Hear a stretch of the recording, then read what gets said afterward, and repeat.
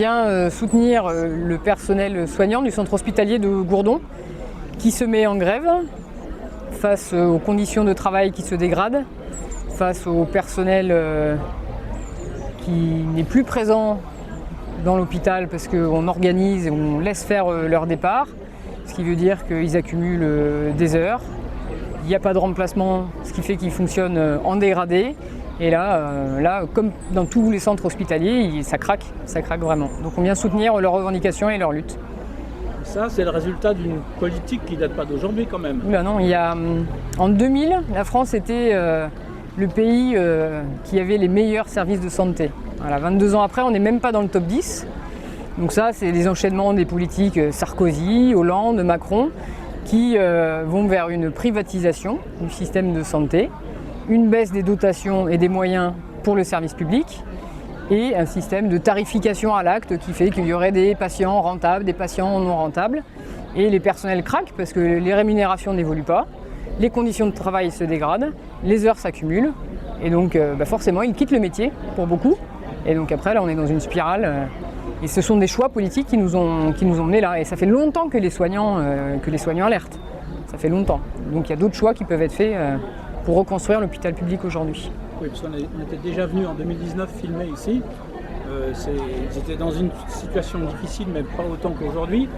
Il y a une élue de Marmignac qui a pointé la ressemblance ou le chemin qui risque d'être pris comme en Angleterre. Là, il y a un vrai risque. C'est pas seulement vrai par rapport à l'hôpital, c'est vrai par rapport à l'ensemble des services publics. D'ailleurs, en Angleterre, sur les cheminots, sur les lignes de chemin de fer, ils sont revenus en arrière après avoir privatisé dans les années 80-90 avec Thatcher.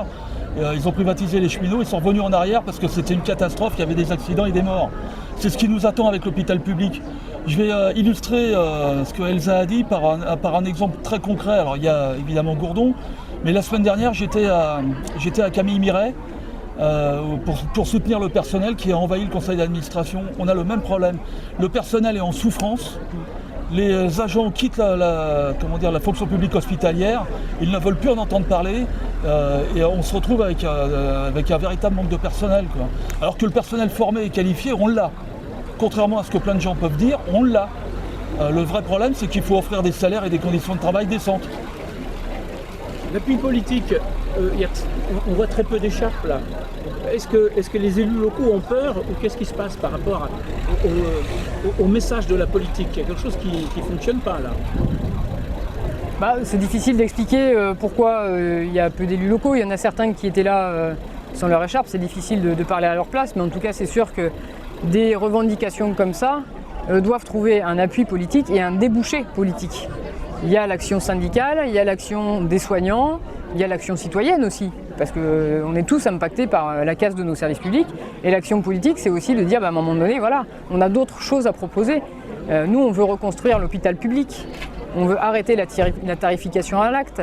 Il faut mettre en œuvre un plan massif de formation et d'aller payer les soignants à leur juste niveau pour aussi faire revenir les 180 000 qui sont partis, parce qu'ils sont dégoûtés du métier et des conditions.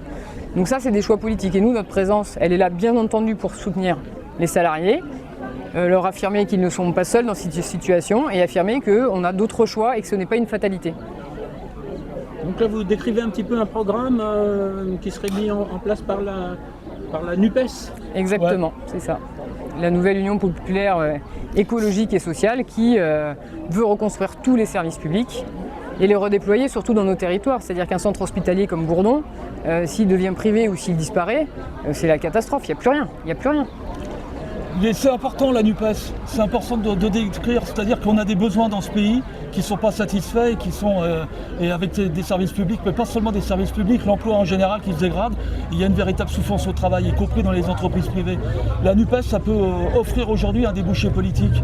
C'est la première fois dans ce pays qu'on crée un véritable espoir, où les forces progressistes, dès le premier tour de l'élection législative, se mettent en mouvement, se mettent d'accord sur un projet.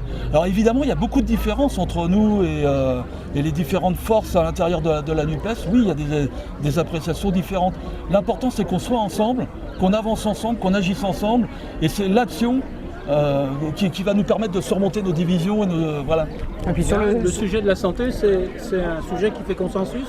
Alors, Sur les moyens c'est un sujet qui fait consensus. Après, c'est voilà, sur les moyens, on n'a pas les mêmes propositions que les autres. Par contre, au sein de la NUPES, là, il y a un accord qui est clair et net. C'est qu'on est tous pour reconstruire l'hôpital public, aller chercher l'argent là où il est, pour le remettre dans notre service public, arrêter la logique de la rentabilité, embaucher les personnels et les payer enfin. Et comment on peut casser ce système qui va vers l'entreprise privée, comme on voit ici, on l'a vu, qui décide de tout. On l'a vu, on le voit aussi parce que là il y a aussi en plus un EHPAD lié à cet établissement et on a bien vu avec l'affaire Orpea ce qu'il en est et cette manne D'ailleurs, on de ce qu'ils appellent leur grille. On peut saluer les salariés d'Orpea Cahors qui sont en grève aujourd'hui. Tout à fait. Et on sait que voilà, une députée insoumise, Caroline Fiat, qui est aide-soignante, a fait un rapport parlementaire en 2018 pour prévenir de ça. Parce que ces établissements privés, non seulement on fait du profit sur le dos de nos personnes âgées, mais en plus on organise de la maltraitance pour les personnels, pour les résidents. Et ça, ce sont des choix. Et il y a une solution très simple, c'est d'interdire une structure à but lucratif pour prendre en charge nos aînés. On collectivise des associations, ça peut être des communes, des collectivités, il ne s'agit pas de tout nationaliser, mais simplement on interdit le profit là-dessus. Et pareil avec l'hôpital. Aujourd'hui, on a des cliniques privées qui prennent les actes qui sont rentables et qui renvoient à l'hôpital public le soin d'assumer les actes qui ne sont pas rentables. D'où aussi une partie des déficits des hôpitaux publics. Oui. Je pense au CHU par exemple qui sont chargés de faire la recherche, de former les toubibs, etc. Les jeunes qui sortent de formation, ils sont obligés de passer par l'hôpital public. Les cliniques privées ne prennent pas ça en charge. Et c'est un vrai problème, quoi. Il va falloir quand même réfléchir à comment on fait pour faire rentrer l'ensemble de la médecine dans un seul service public. Quelque chose qui vous tient à cœur à dire ?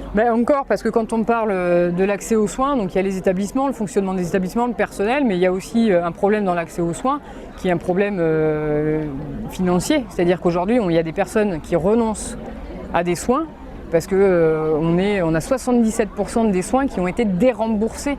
Donc ça, c'est aussi un fait et on le vit dans nos campagnes, des gens qui vont plus soigner, qui ont des rages de dents comme ça, même hormis le manque de dentistes. Donc c'est aussi de revenir à un 100% sécurité sociale. Tout doit revenir dans le service public avec les moyens qui répondent aux besoins.